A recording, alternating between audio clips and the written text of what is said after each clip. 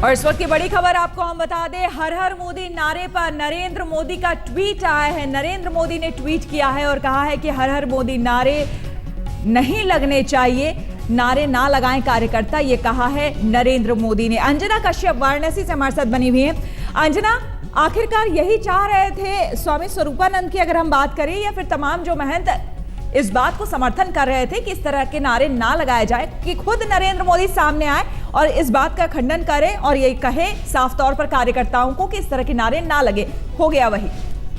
बिल्कुल, आज तक में सबसे पहले ये खबर दिखाई थी श्वेता, हमने बताया था दर्शकों को कि कैसे स्वामी स्वरूपानंद सरस्वती ने नाराजगी जाहिर की थी और इधर उधर नहीं, सीधे संघ प्रमुख के सामने, जिसके बाद ये बवाल बढ़ता ही चला गया।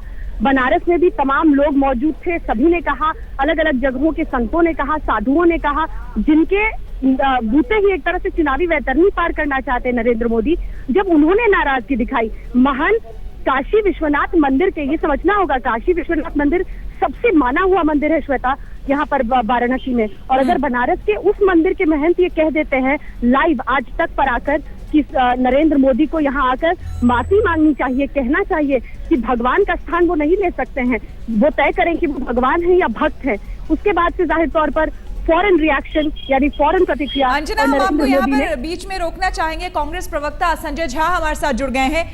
संजय जी, हालांकि अब नरेंद्र मोदी खुद सामने आकर कह चुके हैं, ट्वीट किया है उन्होंने हालांकि, कि कार्यकर्ता इस तरह के नारे का इस्तेमाल ना करें, लेकिन आप लोगों को क्या लगता है कि वाकई जिस तरह के नारे लग रहे थे, अगर ये आपत्ति दर्ज नहीं की जाती स्वामी स्वरूपानंद की तरफ से, तो ये लगते रहते नारे, ये निश्चित है?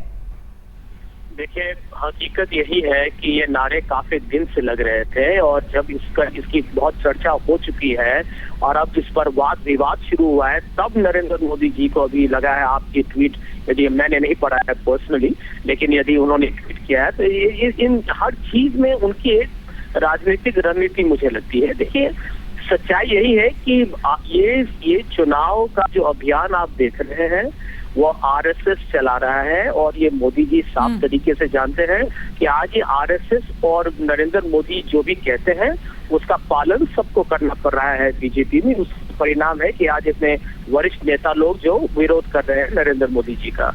और दूसरी बात, देखिए, आरएसएस एक धार्मिक संस्था है, वो सब जानते हैं।